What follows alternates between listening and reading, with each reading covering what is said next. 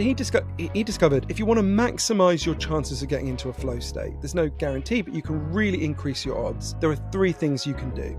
The first thing is you've got to choose one goal and set aside a significant amount of time to just pursue that one goal. I'm going to paint this canvas. I'm going to write this chapter. I'm going to, whatever it might be, right? If you're trying to pursue 1, 2, 3, 4 goals, you won't get into flow, right? Secondly, you've got to choose a goal that's meaningful to you. Attention evolved to attach to meaning. You know, a frog will stare longer at a fly than it will at a stone because the fly is meaningful to the frog and the stone is not, right? We're like that. Everyone knows if I gave you a book about something you were really interested in, you will find that a much easier book to focus on than if I give you a book about a subject that you don't find interesting at all. Thirdly, and this seemed counterintuitive to me when I first learned it, it will really help if you... Doctor's Kitchen. Recipes, health, lifestyle. Johann, thank you so much for taking the time, considering you literally got back from abroad yesterday. So it's great to have you on the pod. Oh, thank you so much. And I'm sick as a dog, but I will try not to die during this podcast. So you could market it as my final interview if I do. So swings and roundabouts. Hopefully I will not die in the next hour. Awesome. I'm going to swig Lucozade all through this interview. Yeah, that's all good. Right, which is funny considering you have a section on nutrition in this book as well. So maybe you could talk us through like the impact of Lucozade and stuff, and like how you're trying to do a bit better as well. Because I know it's always like, you know, work in progress. But look, I was fascinated by this book as someone, like many people who are recognizing the impact of technology on my own attention, how I feel like I'm constantly flicking around the page rather than following line by line. I was fascinated to dive into this book and dive a little deeper around it. I thought we could perhaps anchor the listener by talking a bit about attention as it is. And you have this wonderful bit actually in the conclusion of the book where you talk with James Williams, the former Google strategist, about attention described as spotlight attention, daylight attention, and there's another type of attention as well. Starlight. Yeah, I can go through them. Yeah. I think that would be great. Yeah, I mean, I wrote the book because, like you, like I'm guessing pretty much everyone who's listening, I could feel that my own ability to pay attention was getting worse. You know, with each year that passed, it felt like things that require deep focus that are incredibly important to me, reading books, watching films, having proper long conversations, were just getting harder and harder. And I could see this was happening to huge numbers of people around me. You know, the average office worker now focuses on any one task for less than 3 minutes. And for every one child who was identified with serious attention problems when I was 7 years old, there's now 100 children who've been identified with that problem. So I wanted to understand what was happening to us. And it's interesting you bring up Dr. Williams. Obviously, I used my training in the social sciences at Cambridge University to go on a really big journey all over the world, from Moscow to Miami to Melbourne, to interview over 200 of the leading experts on attention and focus. And what I learned is there's scientific evidence for 12 factors that can make your attention better or can make it worse.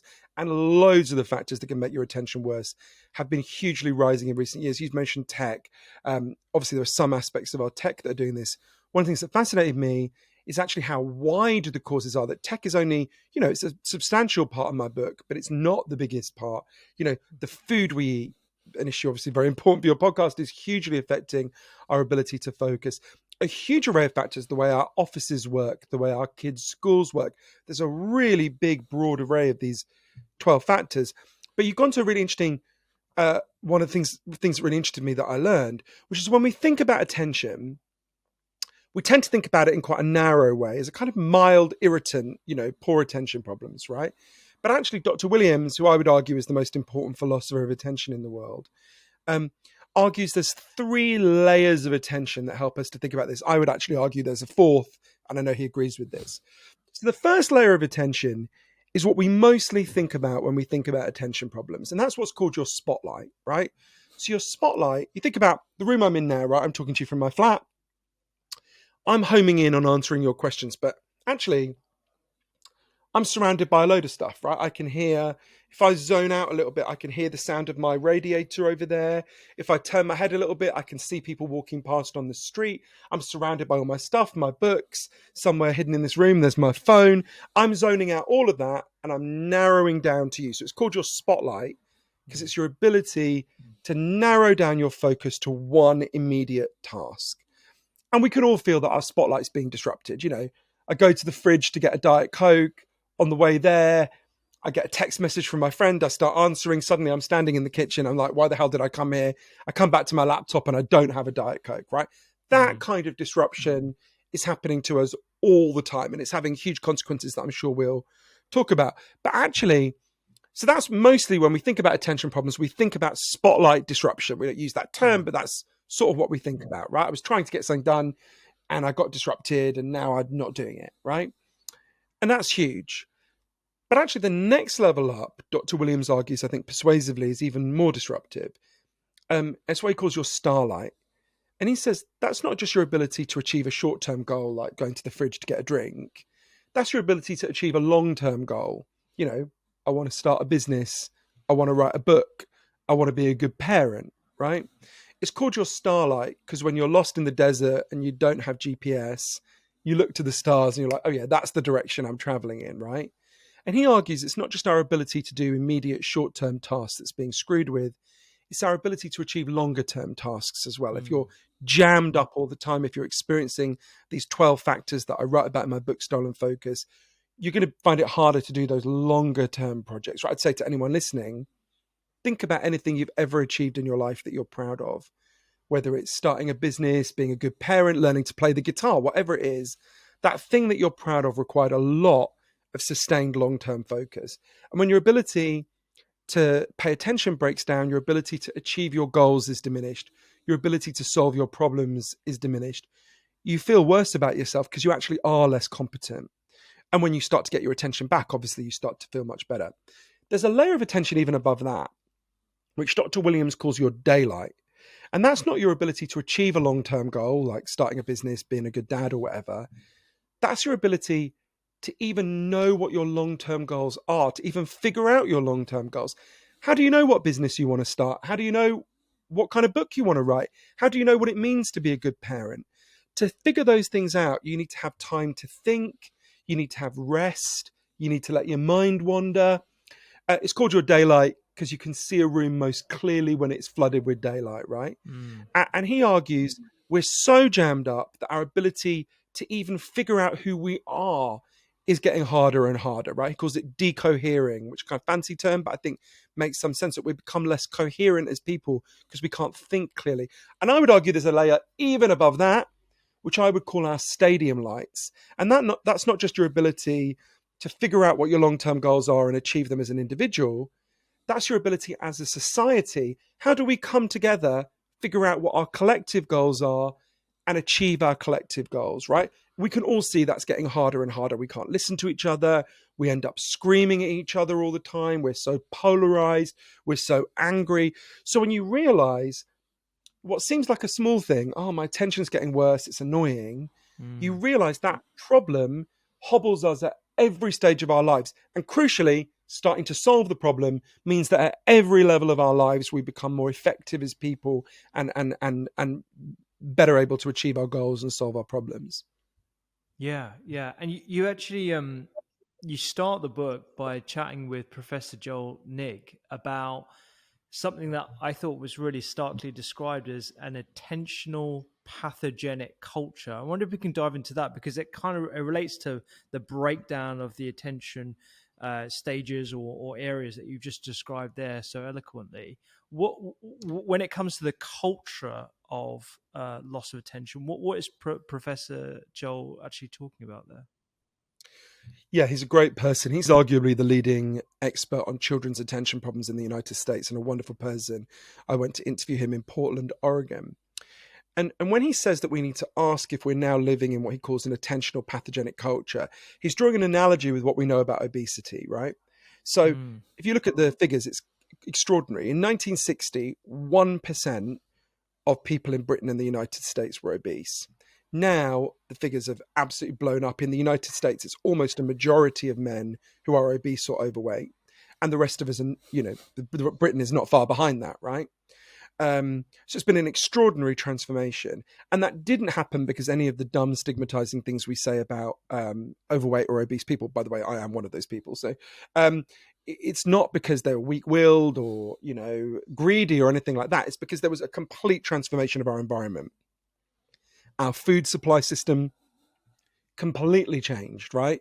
The food we eat is unrecognizable to the food our grandparents and great-grandparents ate. We built cities that it's impossible to bike and walk around in most cases, and we became much more stressed, which makes people eat more. So you look at those factors, there's a very strong body of evidence that we've created what are called obesogenic environments, right?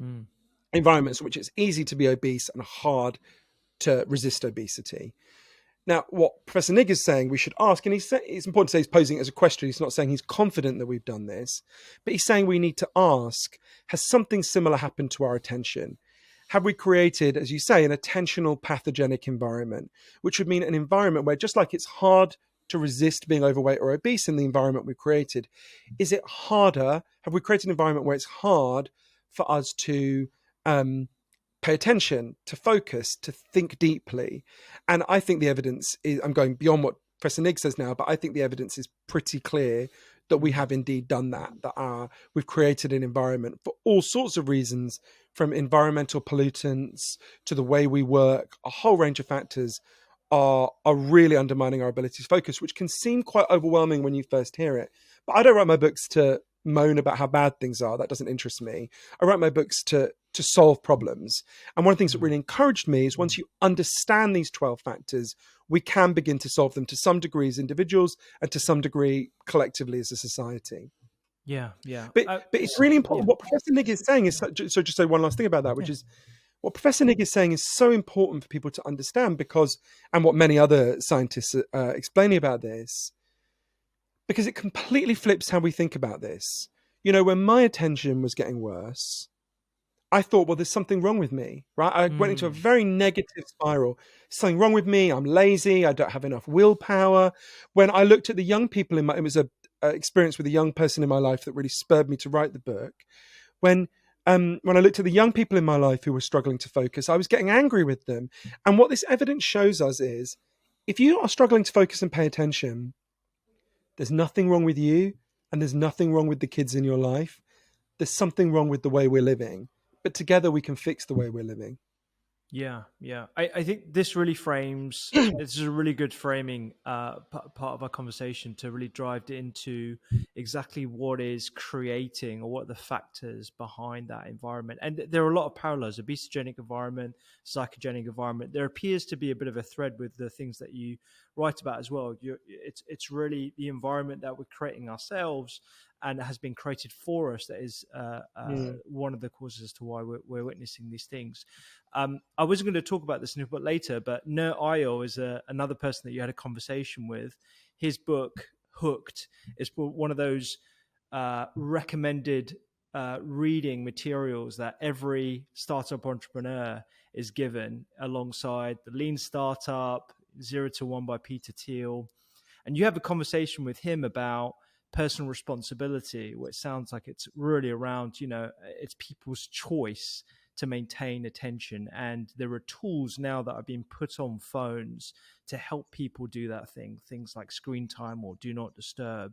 What's the argument against that and for that? Because there does appear to be, in a similar vein, this suggestion that it's our fault that we're obese. It's not the sugar lobby, or not the fact that junk food advertising is rife, for example. And the same thing with the technology. It's our fault that we've got an attention issue, not the products that are being served to us. Yeah, there's no argument against those things, but the argument is against thinking that they're going to solve the problem for everyone, right? So I spent a lot of time in Silicon Valley interviewing people who designed key aspects of the world in which we now live. And the thing that was most striking to me was how incredibly sick with guilt they are. You mentioned Dr. Williams. So he used to work at the heart of Google. And one day he was speaking at a tech conference where the audience were literally the people who design the stuff you and your kids use. And he said to them, he was feeling uneasy. He said, if there's anyone here who wants to live in the world that we're creating, please put up your hand. Mm. And nobody put up their hand. Not long afterwards, he quit. And I spent a lot of time people in Silicon Valley. I'll come to Nir Eyal in a minute because he's an interesting figure in relation to this. But the people who've been at the heart of this machine kept explaining something to me. And to be honest with you, it took me quite a long time to get it because it seemed to me too simple, right? They kept explaining to me, anyone watching now, anyone listening, if you open TikTok, Facebook, Twitter, Instagram, please don't. But if you did, do that now. Those companies begin to make money out of you immediately in two ways. The first way is really obvious. You see advertising. Okay, no one needs me to explain that. The second way is much more important. Everything you ever do on these apps, including your so-called private messages, is scanned and sorted by their artificial intelligence algorithms to figure out who you are and what you like. So let's say that you've ever indicated on any of these apps that you like, I don't know, Donald Trump, Bette Midler, and you told your mum you just bought some nappies. Okay, it's going to figure out if you like Donald Trump, you're quite likely to be right wing. If you like Bette Midler and you're a man, you're probably gay. No disrespect to any straight men who like Bette Midler, I don't believe you. And you've just bought nappies. Okay, you've got a baby, right? So it knows these apps. They know if you've been using these apps for any amount of time, they know tens of thousands of data points about you. They know a huge amount about you. And they're learning that information for a few reasons. One is to sell that information about you to advertisers. You are not the customer of any of these apps, right? They've got customer service departments. TikTok has a customer service department. You can't phone it. I can't phone it because we're not the customer. We're the product they sell to the real customer, who is the advertiser, right? So obviously they're selling that information about advertisers because if they're marketing nappies, they want to know they're selling to people who've got babies, right? But there's a much more important reason why they're gathering all this information and harvesting all this information about you. They're learning what it is that makes you tick, what you like, what you don't like, so that they can keep you scrolling for a very simple reason. Every time you open the app and you begin to scroll, they begin to make money. Every time your children open the app and begin to scroll, these apps begin to make money. And every time you close the app, those revenue streams disappear, right? So all of this AI, all of these algorithms, all of this genius in Silicon Valley is geared towards one thing and one thing only, figuring out how do we get you to open the app as often as possible and scroll as long as possible. That's it. They've created machines with the sole purpose of figuring out how to hack and harvest your attention. And this kept being explained to me by these people at the heart of the machine. And I kept kind of going, well, it can't be that simple, right? And they kept looking at me. This is a crude analogy. I don't know how crude your podcast can get, but I kept thinking they were looking at me the way like a maiden aunt in the 1850s, you'd look at her if she'd just suddenly learned about the existence of fingering, right? Like they were like, how did you think it worked? What did you think we did, right? And it was fascinating to keep seeing this. And you mentioned Nir Eyal, who's a really interesting person to reflect on in this context. So Nir Eyal wrote a hugely successful book that was a kind of guide to programmers to teach them how to build habit-forming products. It's called Hooked, right? So it's like a kind of, I think he calls it a cookbook for how to create habit-forming apps on the internet, right? And he teaches you how to, I mean, one of his phrases, not in his book, but I think it was on his website, was how to make people crazy, right? And the whole book is explaining these different techniques you can use as a programmer, things like intermittent rewards. So intermittent rewards are where you just sometimes you get rewards like hearts, but they're unpredictable. The more unpredictable they are, the more you become hooked on it, right? And so he wrote this book, and the former head of Microsoft held it up and said to all the programmers, read this book. It's been hugely influential. And I want to stress, by the way, I like Nir Eyal. I think this is not about attacking him as an individual. I'd also recommend people listen to the entire audio of the conversation I had with Nir Eyal, because he's not here to put his own case forward, and you can hear the entire audio on the book's website, The Lost Connections. But what was most fascinating to me, so Nir Eyal writes this guide to how to create apps that hook you. And you read the book and you're like, whoa, those techniques have been used on me, right? Then he wrote a book called Indistractable, which was about how you can solve your attention problems.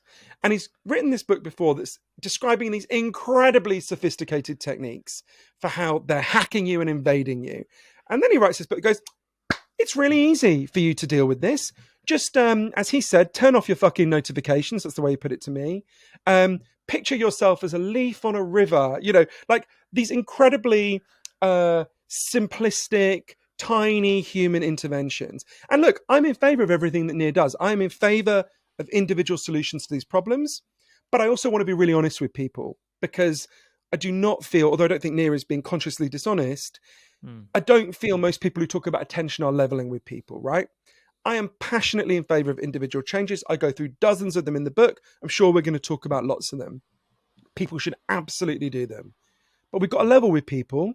They'll make a real difference to your life. On their own, purely individual solutions are not going to solve this problem. Because what it feels like with people like Nir Eyal is like they've been pouring itching powder over us all day. And then they lean forward at the end of the day and go, hey, buddy, you should learn how to meditate. Then you wouldn't be scratching all the time. And you want to go, fuck you, I'll learn to meditate. That's hugely valuable. But you need to stop pouring this itching powder on me, which is why we also need to have an additional level of how we respond to these threats to our attention. And by the way, not just with tech, with food, environmental pollutants across the board. We need to have two levels with almost all of the 12 causes that I write about in Stolen Focus. We need to have two levels with which we deal with this. I think of them as defense and offense. Defend ourselves and our kids using all the different techniques, when Nir and I would broadly agree, although I would go further than him. But then we also need to have an offense level where we take on the forces that are doing this to us. And I went to places that have begun to do that and can explain how. Yeah. I love that analogy, and you use this phrase, "cruel optimism," in the book, and I liken it to if Pepsi wrote a book about the amount of marketing spend, the ways in which they isolated pop stars and sports figures to promote their products, and then a couple of years later wrote a diet book. I'm like, oh, it's really easy. You just count your calories, make sure you're under here, and then that's it. And then you're done. You won't get fat. Put down the fucking Pepsi. Exactly. Yeah. That's a very good analogy. Exactly. And it's something about being lectured about it by literally someone who was at the heart of designing these mechanisms, and the imbalance between the incredible sophistication of the techniques he outlines in Hooked and the paltriness of the self-defense techniques he advocates in Indistractable. And I stress again, he's not here to defend himself. People should listen to the audio because he has a counter argument to all of this, and he's not against any.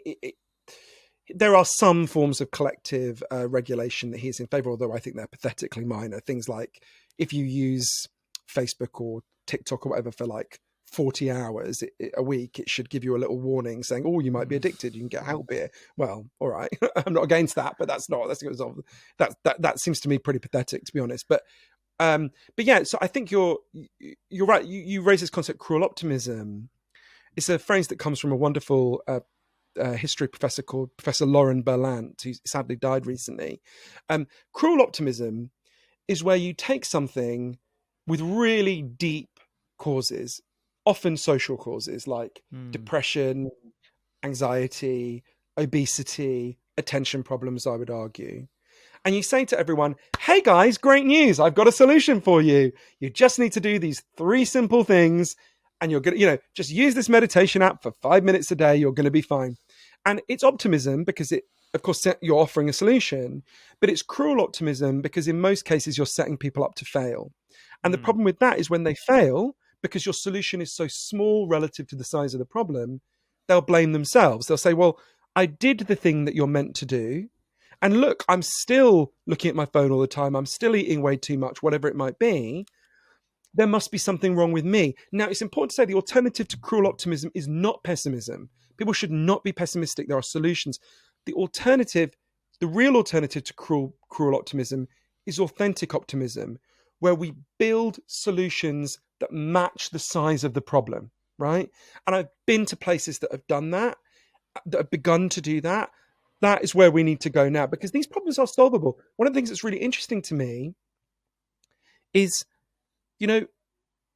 this a lot of people think, oh, our attention's getting worse, but it's just the reality of the modern world. It's just, that's technology, that's how it goes.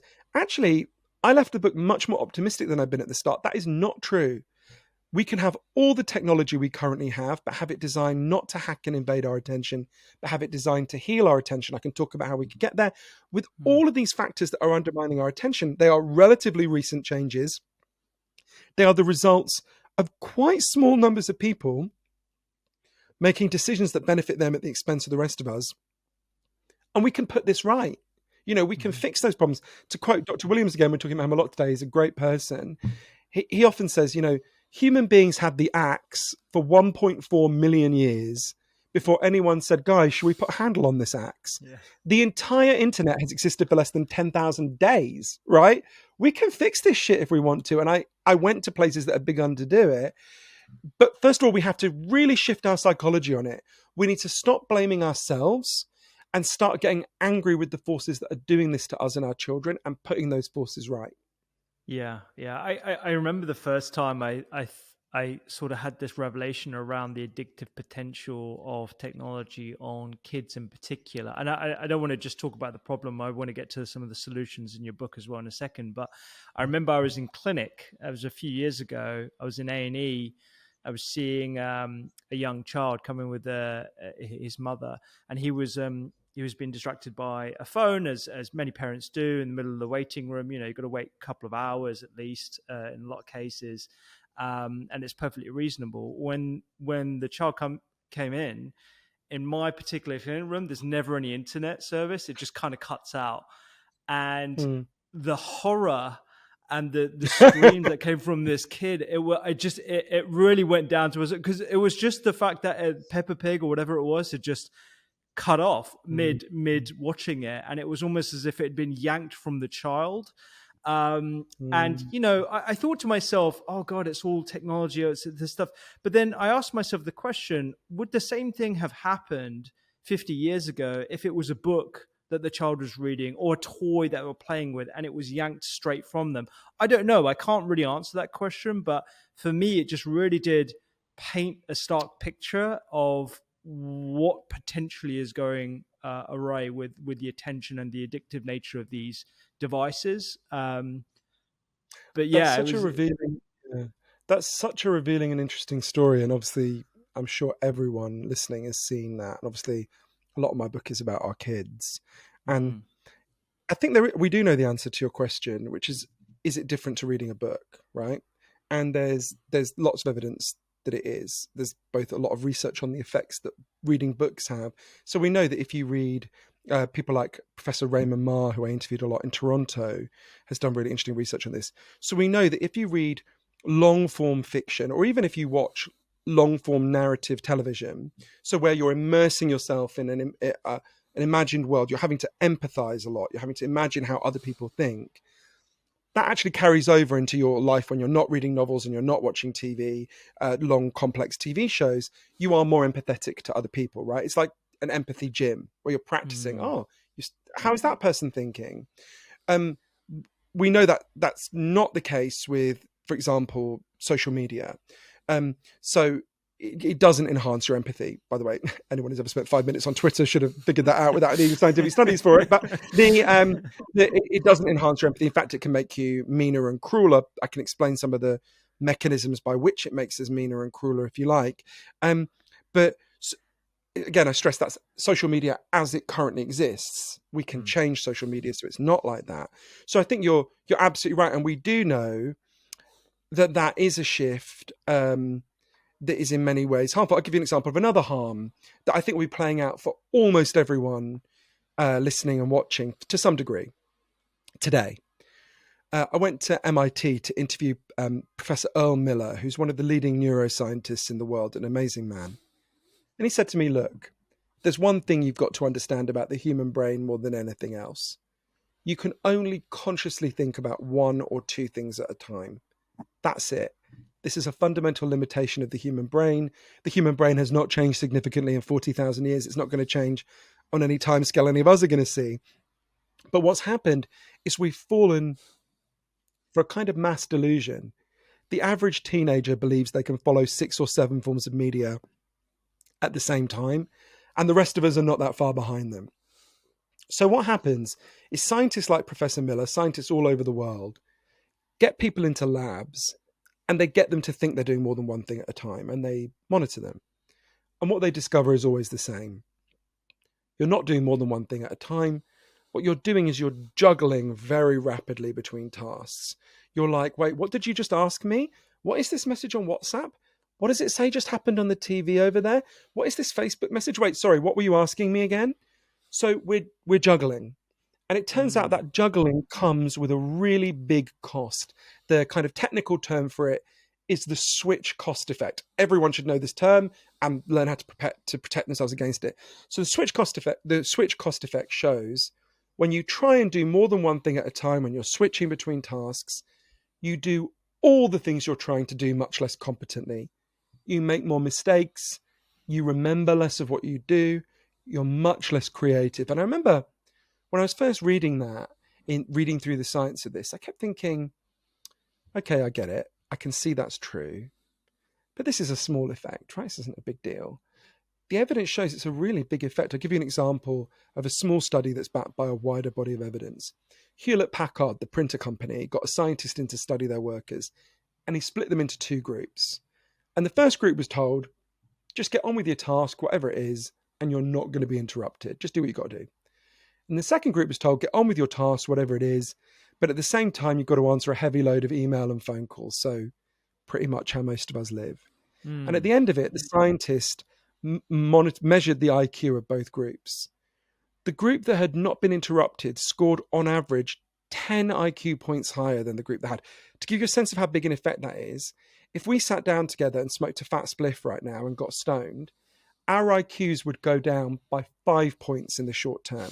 So at least in the short term, being chronically interrupted in the way most of us are is twice as bad for your intelligence as getting stoned. You'd be better off sitting at your desk, smoking a fat spliff and doing one thing at a time than you would be sitting at your desk, not getting stoned and being constantly interrupted. Now, I don't want anyone to misunderstand me. Obviously, you'd be better off neither getting stoned nor being interrupted. Don't want to give anyone the wrong idea here. But you can see this is why Professor Miller says we are living in a perfect storm of cognitive degradation as a result of being constantly interrupted.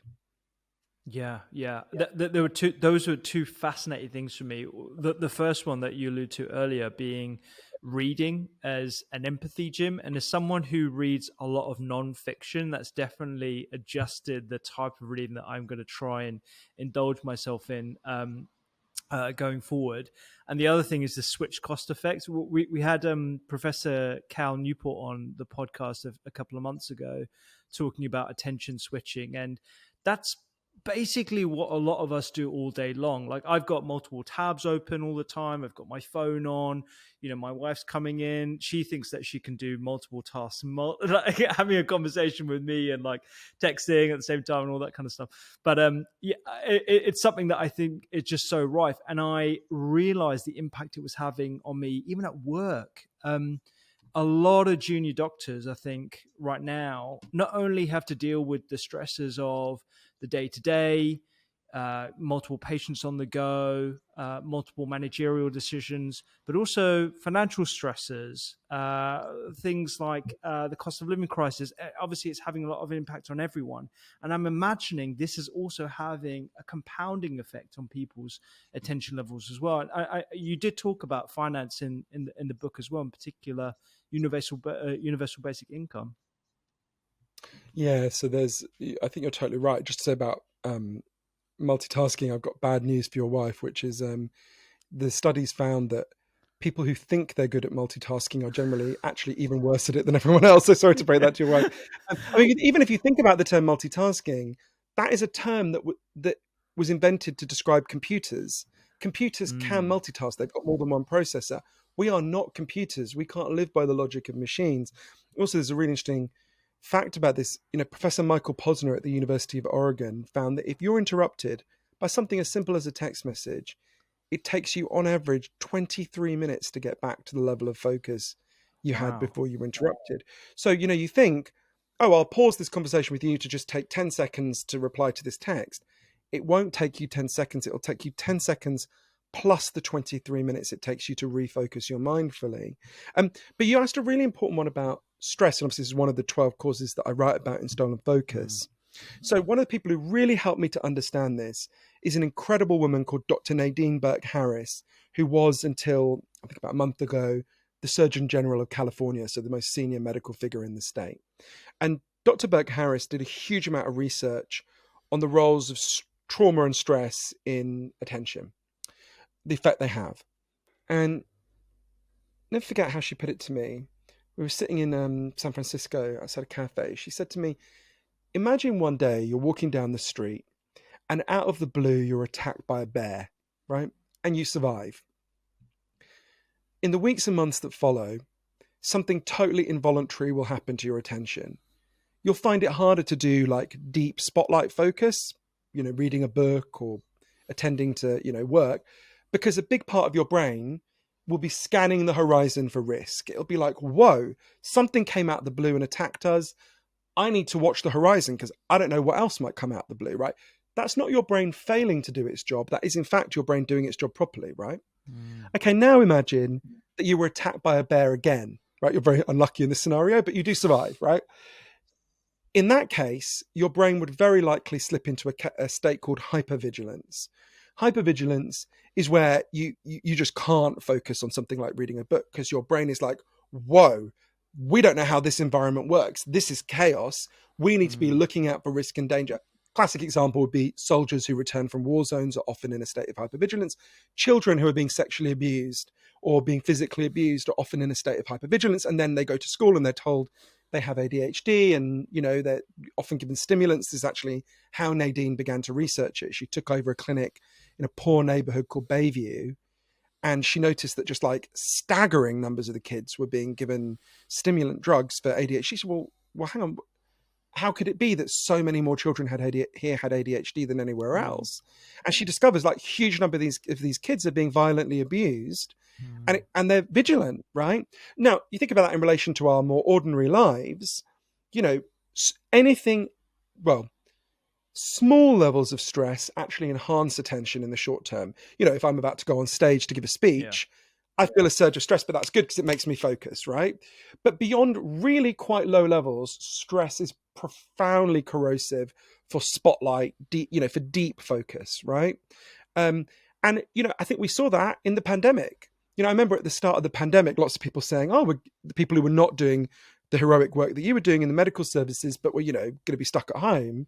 Loads of people saying to me, oh, I'm going to finally read War and Peace. I'm going to learn French on Duolingo. You will have noticed no one fucking read Tolstoy and no one learned French. In fact, people Googling, how do I get my brain to work increased by, I think, 3,000%, right? And there's various reasons for that. Some of them actually had COVID, but more of them, it was, we were in a bear attack, right? Like the bear came back. The bear came back 3 times. We didn't know what the hell was going on, right? So anyone who in circumstances of stress struggles to focus should never be critical of themselves or indeed critical of their brain. Your brain is doing the thing it's meant to do. It's looking out for risk, but anything that reduces stress, and obviously I talk about how we can do that, will massively enhance attention. Yeah. You talk a bit about flow states, which for me is fascinating. I mean, maybe not as extreme as your experiment that you describe at the start of the book, and you come back to where you go away and you shut yourself off for 3 months, no internet, no phone, no nothing. I'm most productive at 5 a.m. To 7 when I wake up early. I'm one of those people. I'm sorry. And when I go baffles me. yeah. And when I'm in Australia, so I go to Australia because I used to work there for a couple of years. My wife's Australian.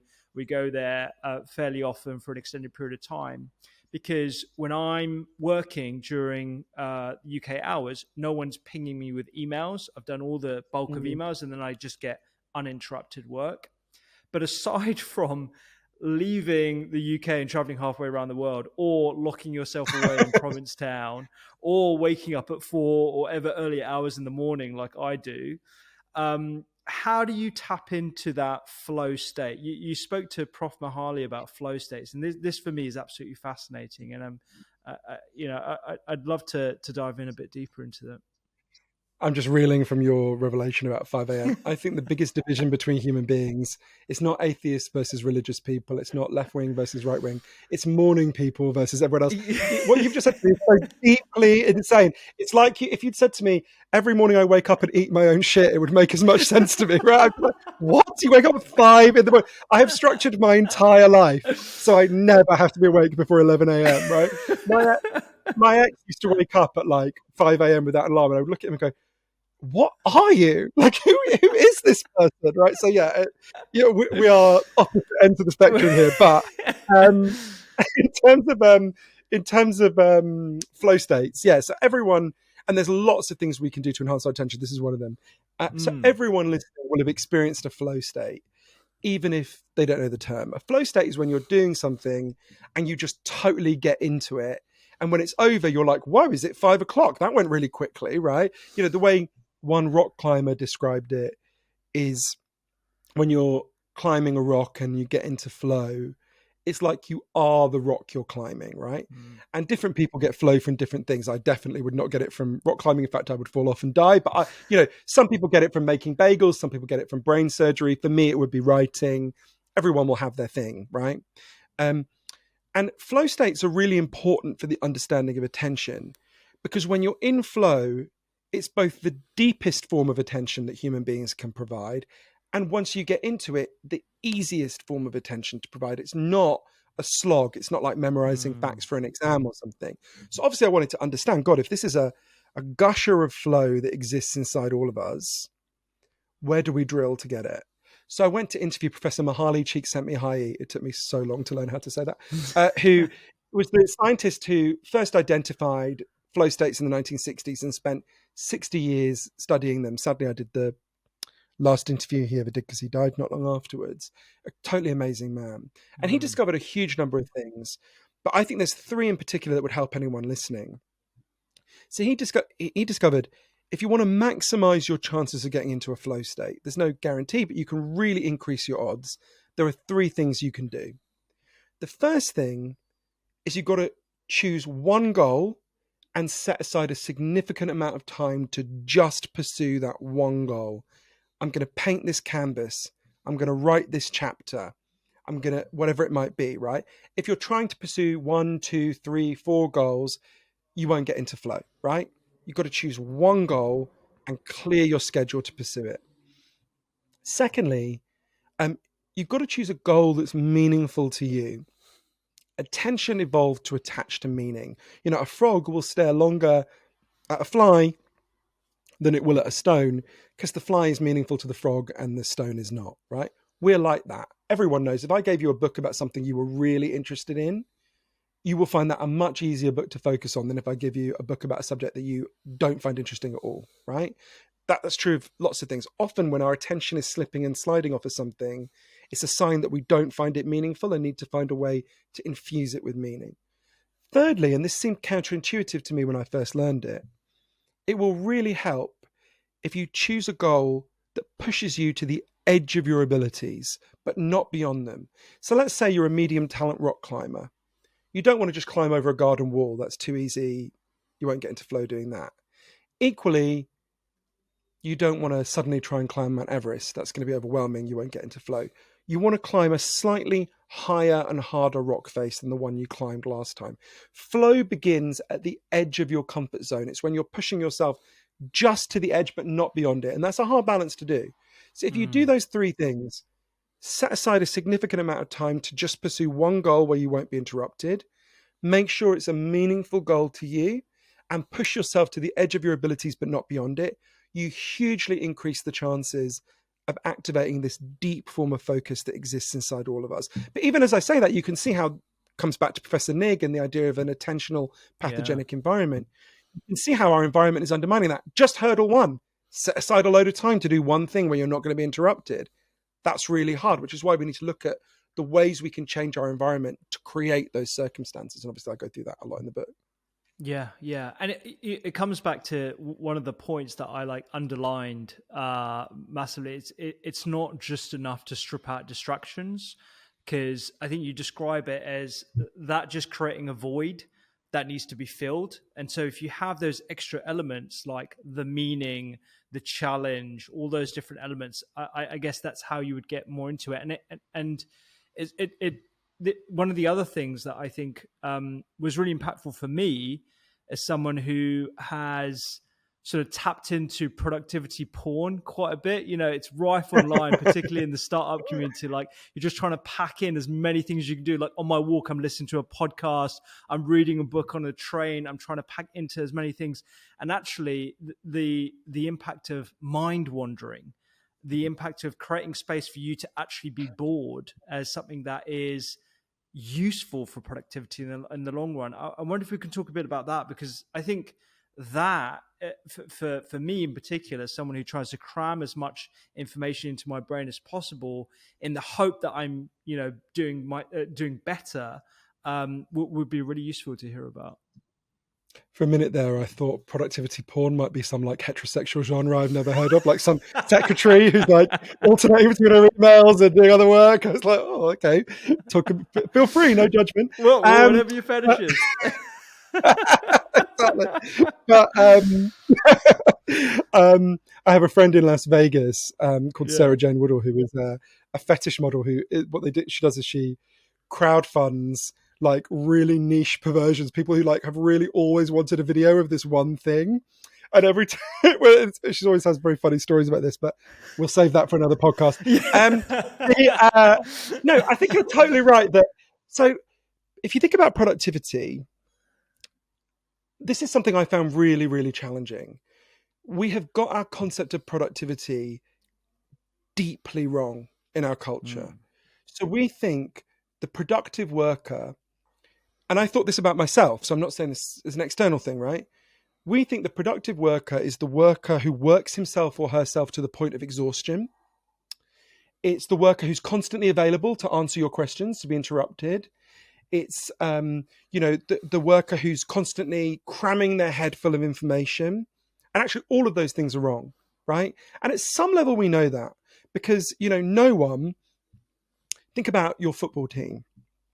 No one wants their football team to walk onto the pitch exhausted, knackered, having slept 5 hours the night before, having their phone in their hand to be doing 2 other things during the game. No one thinks that, right? In fact, you would regard that as insane if your players did that, right? They'd be fired immediately. So at some level, we know that that's not how you achieve excellence, because we wouldn't want it for our team. And yet it's what we apply to ourselves. So you raised a really interesting one, which is mind wandering. So as you alluded to, very early in the writing of Stolen Focus, I was still stuck in this very individual story about my own attention. So I did this experiment on myself. I was in this very lucky position where one of my books got made into a big Hollywood film, so I had a load of money. And I was sitting at home, not able to focus. And I thought, why am I doing this? I'm just getting out of here. So I went to a place called Provincetown in Cape Cod for 3 months, and I had no phone that could get online and no laptop that could get online. So I was completely internet free for 3 months. And lots of really interesting things happened to me there. But the thing that happened, one of the biggest revelations for me was something that really surprised me. So for the first, month maybe that I was there, I was really kind of, my attention got much better. My kind of spotlight focus got much better. I was amazed by how much better it got. I mean, I could read for like 10 hours a day. And what I was doing was sort of fattening my brain. I thought of myself as like a foie gras goose that's being force-fed information. I was like cramming information into my head, right? So I had brought an iPod because I had no way to get onto the internet. So I was like listening to audiobooks, reading books, talking to people all the time, finding things out. And then about a month in, I just started, Provincetown is one of the most beautiful places in the world. I started just going for these really long walks with nothing to listen to and nothing, I had nothing, right? I didn't have my phone, obviously. And at first I thought, you're kind of cheating. You came here to focus. But I noticed this really odd thing that on these long walks where my mind was just wandering, I was having the most creative ideas that I had during the day. They were almost always the most creatively and intellectually productive, couple of hours of my day. God, this is a bit weird, but it was only after I left that I interviewed lots of the people who've pioneered. There's been this, well, didn't pioneer it, but there's been a huge rejuvenation in the study of mind wandering in the last 20 years, partly because of brain scans. We can study it more efficiently now than we ever could in the past. It's obviously an inherently hard thing to study. And what's been discovered by people like Professor Jonathan Smallwood at York University, Professor Nathan Spreng at McGill University in Montreal, is we think of mind wandering as like a waste of time, right? When you're at school, if you go to parents' evening for your kid and the teacher says, "Oh, little Johnny mind wanders all the time," it's not a compliment, right? And yet it turns out that mind wandering is a crucial form of thinking. When you let your mind wander, you're processing the past and making sense of it. You're anticipating the future and preparing yourself for the future. And you're making connections between things that you otherwise wouldn't see the connections between, which is absolutely where creativity comes from. So actually, mind wandering is completely crucial to your ability to make sense of your life, right? And mind wandering is one of the things we have most squeezed out. There will be people listening to this podcast in a queue at the supermarket. Yeah. Look around you. There is not one person standing in that supermarket who's just looking around them, letting their mind wander, right? I mean, just walking around the street now, it's quite rare you see people who are just letting their minds wander, right? So you can see, and look, I don't want to overstate my ability to overcome this. I find this really challenging, right? We are raised with this Puritan model of productivity that you have, that I have. And even like I think about the other day, I had a day where from the moment I woke up to the moment I went to bed, I was just endlessly doing research, reading. At the end of the day, I went to bed and I was like, well done, Johann. You're completely fucking exhausted. And I felt a little Puritan rush of pleasure. Like you could not conceive, even though I know everything I've just said to you, right? So there's a real wrestle within all of us because we're raised in this culture with this dysfunctional story of productivity that ruins our attention. I mean, just think about our lack of sleep. Dr. Charles Czeisler, who's arguably the leading sleep expert in the world, who's at Harvard Medical School, said to me, we sleep 20% less than we did a century ago. And even if nothing else had changed, except that we sleep so much less, that alone would be causing an enormous crisis in attention and focus. So you think about, wow, our craze for productivity is so great that it leads us to deprive ourselves of even one of the most important things in life, which is sleep, which no one doubts they need sleep, right? I mean, there's other things that are corroding our sleep that we can talk about. Yeah. So I think you're onto a really important thing there. Yeah. And how do you insert mind wandering into is this something that you do daily now? Because like this is something I think I'm going to struggle with, the fact that I could, go on a walk for 45 minutes without entertaining myself. And I would want to be clear, like I say to myself, I'm being productive, but in reality, I just want to be entertained. The thought of like going out without my phone or anything is kind of scary. My wife actually forces me to do it sometimes when we're going to walk together, but I'm being entertained by her. And so there's a difference. I'm constantly consuming something. So is this something that you have started doing yourself? Wherever I am in a lot of the time I'm in Las Vegas because I'm writing a book about some crimes that have been happening in Vegas. And even in Las Vegas, I will go for at least an hour's walk a day where I don't take my phone. I don't take anything. I take a little notebook in case I have any good ideas. I don't want to forget. But apart from that, I just don't take anything. And like you, I found that incredibly hard. In fact, I don't think I could have started doing it if I had not.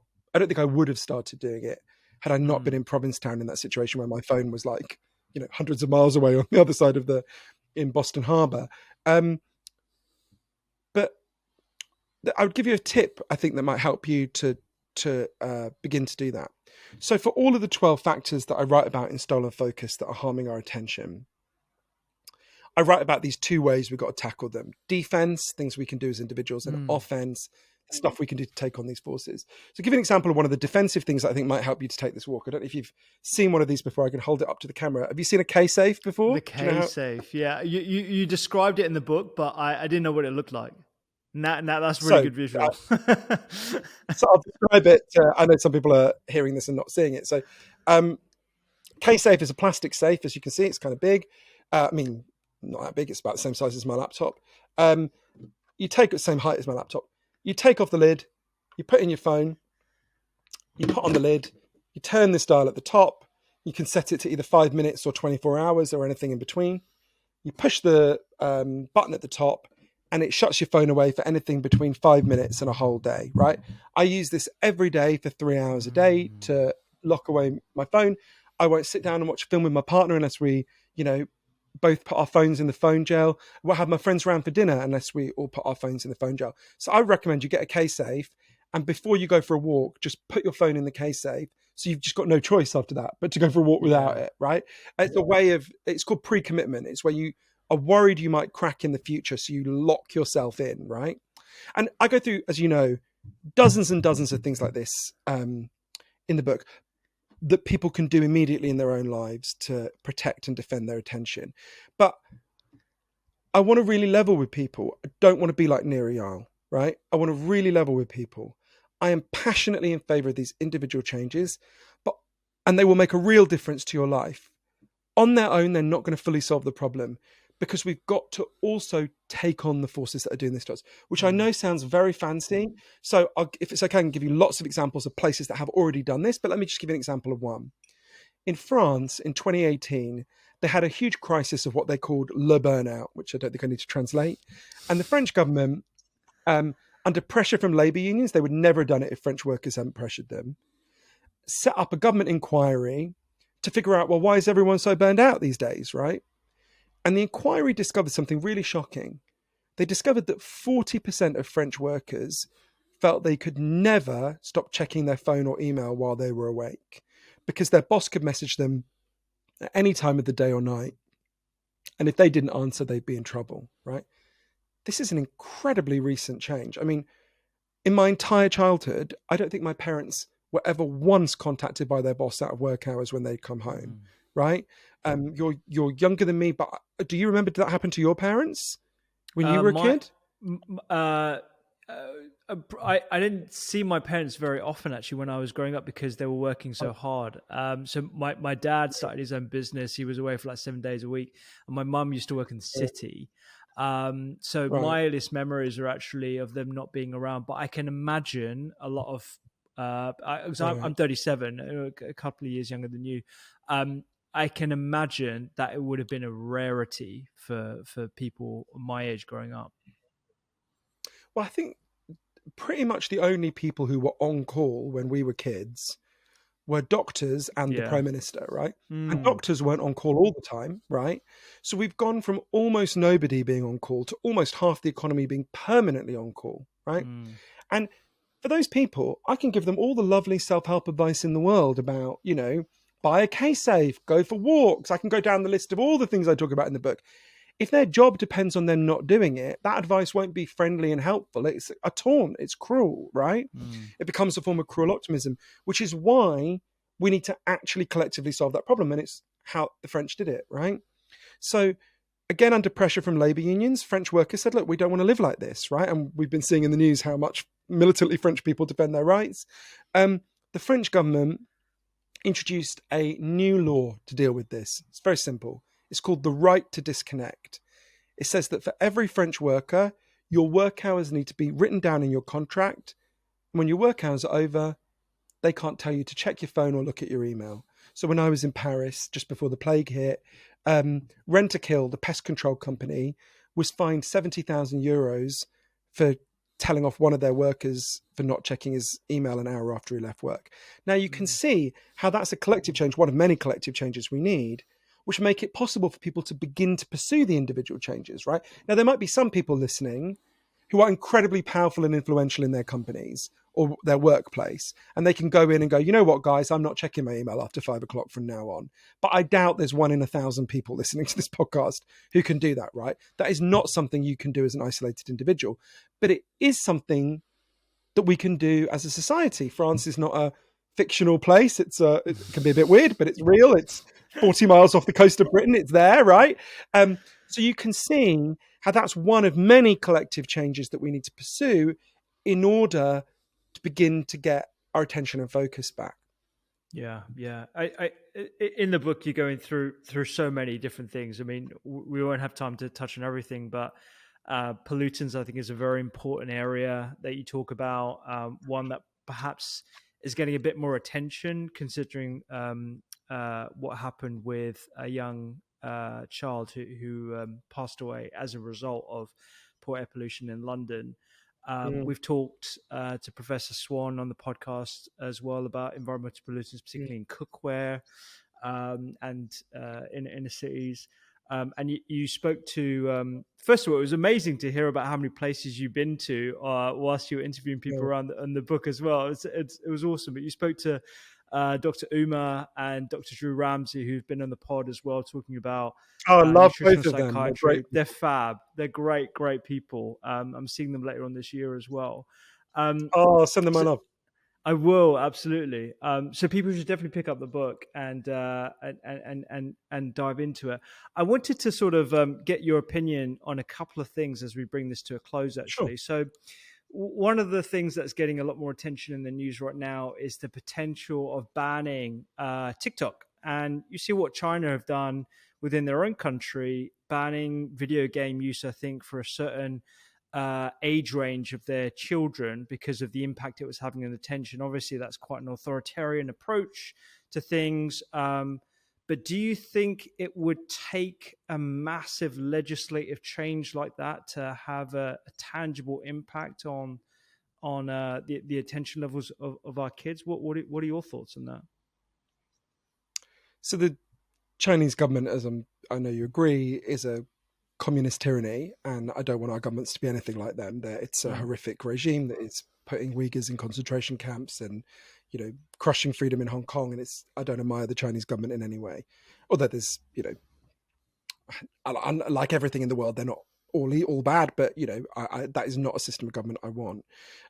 What I want are, in addition to everyone making individual changes, are, I mean, I slightly jokingly call it an attention rebellion, but what I want to see is people in our free and democratic societies saying, we're not going to tolerate you doing this to us, right? The way I think of it at the moment is we're in a race, right? On the one side, you've got these 12 forces that are hacking and invading our attention, and they are getting stronger, from the big tech to the food industry. Mm. And, Paul Graham, one of the biggest investors in Silicon Valley, said, the world is on course to be more addictive in the next 40 years than it was in the last 40. I mean, think about how much more addictive TikTok is than Facebook, right? Yeah. Now imagine the next crack-like iteration of TikTok in the metaverse. So that's one side of the race, these factors that are going to invade and hack our attention. On the other side of the race, I would argue there's got to be a movement of all of us saying, no, you don't get to do that to us. No, you don't get to invade our minds. No, you don't get to screw up our kids. No, of course we choose a life with lots of technology, but we also choose a life where we can think deeply, where we can read books, where our kids can play outside. Now, if we want that, we can get it. I'll give you an example of something that, again, you'll remember from our childhoods, a really important model of how that can help us to understand how we get there. So when we were kids, the only form of petrol you could buy was leaded petrol, right? And it was discovered by scientists that exposure to lead is really bad for people's brains, and particularly bad for children's ability to focus and pay attention. And if it's in the petrol, obviously it's in exhaust fumes. Everyone was breathing in extraordinary, historically unprecedented levels of lead when we were children, with terrible effects on attention and focus. So what happened was a group of ordinary mums, what at the time were called housewives, led by a housewife called Jill Roonette here in Britain, said, well, why are we allowing this? Why are we allowing these companies to screw up our kids' brains, right? And it's important to notice what they didn't say. They didn't say, so let's ban all petrol, let's get rid of cars, right? Just like no Mm. one is saying, quite rightly, we're not saying, let's get rid of tech, right? What Mm. they said is, let's deal with the specific elements in this petrol that are harming our kids' brains and move to a form of petrol that doesn't do that to them. And if these mums, they fought like hell for their kids. And it followed the classic movement of all political, sorry, it followed the classic pattern of all political movements as described by Mahatma Gandhi. First, they ignored them, then they laughed at them, then they fought them, then they won. As everyone listening knows, there's no more leaded petrol. As a result, the average British child is 3 to 5 IQ points higher than they would have been had we not banned leaded petrol. Now, to me, that is a great model for us to follow, what those mums taught us, right? If there are things in the environment that are harming our ability to focus and pay attention, let's get them out of the environment and replace them with comparable things that don't harm our attention and focus. Now we can do that. We can regulate big tech to force them to move from a model where they hack and invade our attention, and indeed that's their entire business model, to one where their devices are designed to help and heal our attention. We can regulate the food industry. We can regulate the way our businesses work. There's all sorts of big things we can do collectively in addition to these individual actions. That is entirely achievable. I've seen it begin from France to New Zealand. But they won't do it on their own, right? They're not going to sit any more than the lead industry was going to go, you know what, guys? I think we've made enough money. Let's stop poisoning kids' brains, right? That's not how it works. They had to be made to do it. So to me, it's almost the opposite of what's happening in China. Now, the Chinese government is an authoritarian government that largely they have some interest in having an efficient workforce and so on. So that's partly why the TikTok in China looks nothing like the TikTok in the West. Our kids get endless fucking twerking videos and their kids get improving videos about how you should work really hard to become an astronaut, right? Like it's very different. And they're restricted, as you say, to 45 minutes a day. Our kids, the average child is now using TikTok for 100 minutes a day.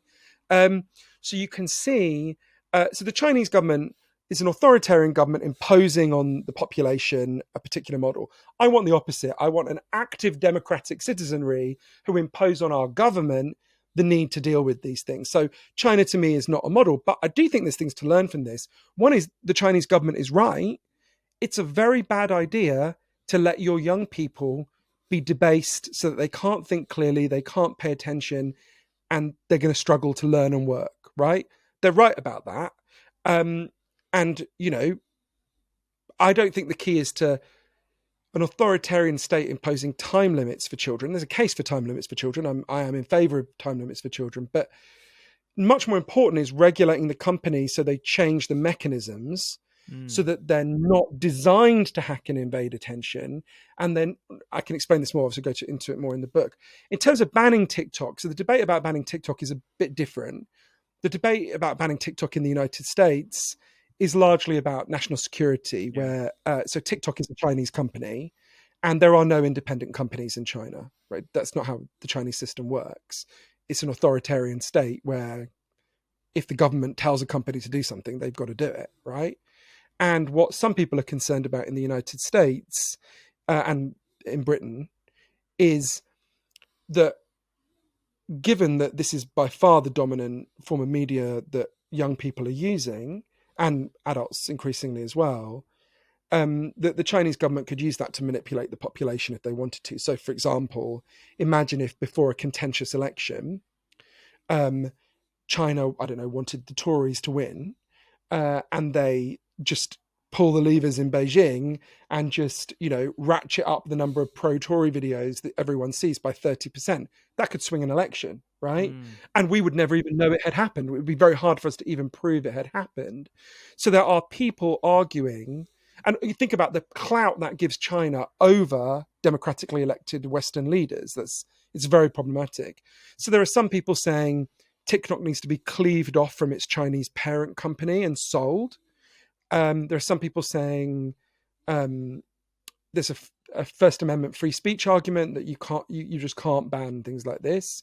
It's an interesting debate. I haven't, because it's not about attention. It's not the thing that I've really investigated deeply, but I think it's a debate I'm following closely. I think for attention reasons, absolutely, we should be regulating TikTok. We should be forcing it to move, completely change its algorithm so what our kids see is more like the Chinese TikTok than like the current TikTok they're getting. There's all sorts of things I would do in terms of regulation of TikTok.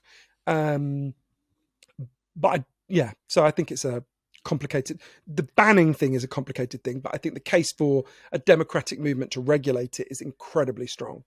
Yeah, I completely agree with your sentiments. And with the Center for Humane Technology, what Tristan and a few other defectors from those different companies in Silicon Valley are trying to do, I think, is the way forward to create a more compassionate technology rather than making these sweeping bans. Although you're right, the main argument is around national security risk in America and the UK. And I know this is going to be a really big question again to end our conversation here, Sorry. but because you spent a lot of time chatting with people in Silicon Valley, I'm really intrigued in your opinions on generative AI. Sam Altman was recently on Guy Raz's "How I Built This" lab. I know you know Guy Raz, and you've been on there as I love well. Guy, great person. Yeah, he's a brilliant interviewer, and he sort of likens the position to Sam Altman being in Zuckerberg's position in 2004, where he can't predict the positive or the potential negative impacts of what they're creating today. There's just so many variables that are along the journey of AI and not just OpenAI, but all the other companies working on this. What are your thoughts around artificial general intelligence? Because there is a position whereby we might not even be able to impose any of these compassionate techniques when it comes to designing technology, because it's almost designing itself. So, yeah, do you have any thoughts on that? I've got a few thoughts about it. In addition to writing a book about Las Vegas, one of my long-term projects is I'm writing a book about Noam Chomsky, the founder of. I'm writing a biography of him. So he's the founder of modern linguistics, and I'm quite persuaded by Noam's arguments. He's highly skeptical of the fears about AI. He argues that, he argues that current models of AI do not in any way resemble human intelligence, right? That we understand so little about how humans use and process language. And these technologies are not at all built on that, right? Even what we do know, and we know a lot more thanks to Chomsky's work and the building up of linguistics in the past 60 years, these computers are just doing a whole other thing, right? And some of it's impressive. It's, big data. It's built around, processing of enormous amounts of data. Chomsky's very skeptical that this is anything like intelligence, right? Mm-hmm. Or anything like human intelligence. Now, there are other people I hugely respect. You mentioned my friend Tristan Harris, who worked at the heart of Google, who is very worried. I just wrote a very good piece with Yuval Noah Harari and my friend Asa Raskin for the New York Times, warning that, this could run away from us very quickly, that these forms of AI are very sophisticated. So I veer more towards the Chomsky model than Tristan, but where I do agree with Tristan, I agree with Tristan on almost everything else in the world, but where I agree with Tristan on this question is the key thing for me is not the technology itself, it's the incentives that underpin the technology.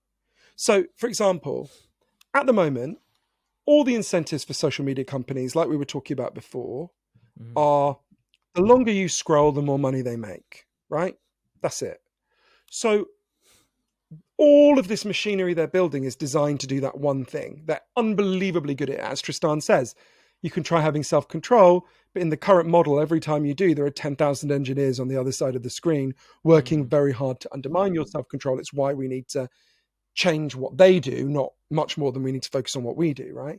But so if you think about, if we have a model of AI that is built around incentives of figuring out how do we hack and invade human minds to keep people scrolling longer and longer, that's very worrying.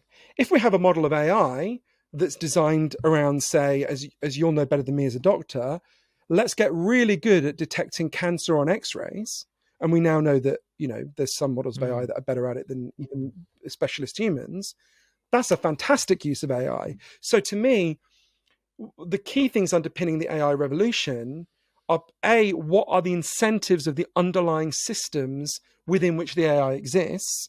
even in the best system, I would agree with my friends, like my friend Sam Harris, you'd still have to have some restrictions, and you have to have, there's still precautions you need to have in place, even with the best incentives. But we are so far from having the best incentives, right? I would compare what we have at the moment. You think about the incentives of the pharmaceutical industry at the moment, right? Again, much more about this than I do, but there's a drug, I'm blanking on the name of it. There's a drug, so enormous numbers of people die every year in Africa of something called sleeping sickness. I've seen people who are sick with sleeping sickness in the Congo. It's a terrible illness. There's a drug that treats sleeping sickness. It also has a side effect. It makes your eyelashes very curly.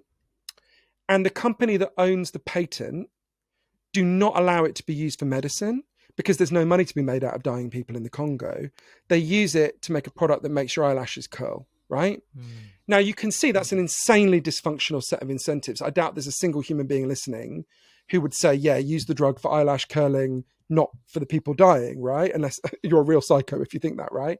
But because the incentives of the system are purely money-making, that pharmaceutical companies acting rationally within the incentive structure we've created, it's just the incentive structure is fucking crazy, right?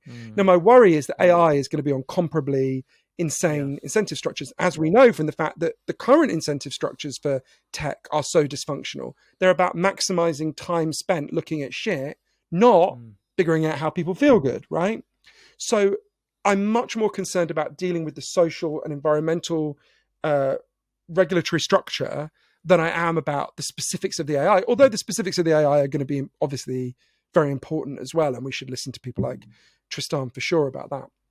Yeah, absolutely. And it even, if the incentives for AI are truly altruistic, like improving environmental pollution, for example, the output could be, well, it's the pesky humans. Let's get rid of the pesky humans. The Skynet there's a whole, yeah, exactly. The Skynet effect. Yeah, which I know I'm catastrophizing a bit around it, but so I have a slightly weird perspective on the Skynet effect because, so for people who don't know, Skynet is from a term from the film Terminator, where it imagines a world. I'm giving slight spoilers to Terminator, but you have had like 35 years to watch it.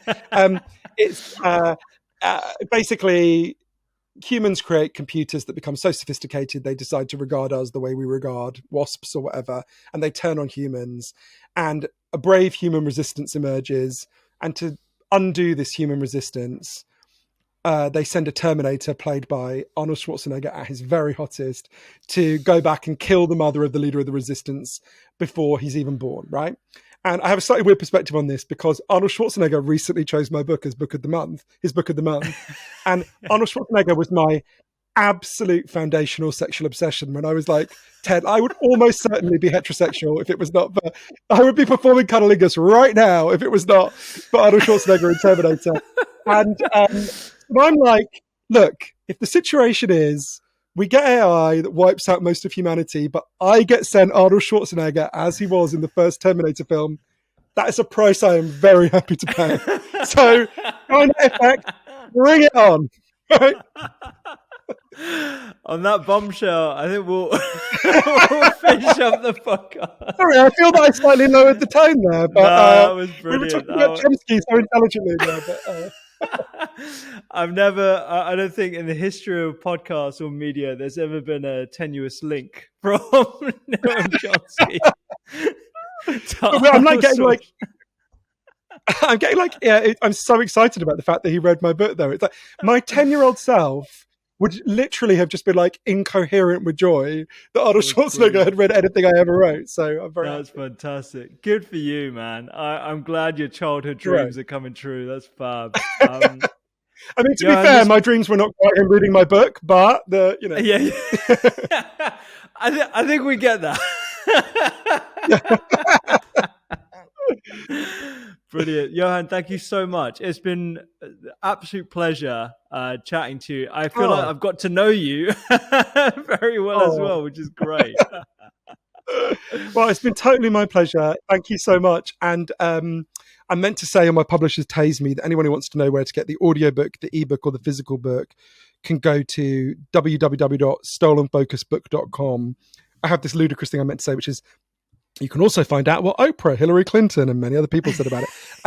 But yeah, you can. Anyway, you can. I can't read out the rest of their blogs. It makes me sound like such a dick. But No, yeah, Stephen you Fry. I can. remember seeing Hillary Clinton. I was like, Hillary Clinton, wow, Stephen Fry, amazing. It's I mean, there's a reason why. It's because it's fantastic, Johan. So you deserve all the Oh, praise. oh, thank you for such good questions. I really appreciate that, and thank you for your hair care tips before we came on air. That was very helpful. And yeah, cheers. I really appreciate this. Really enjoyed this. Thanks so much.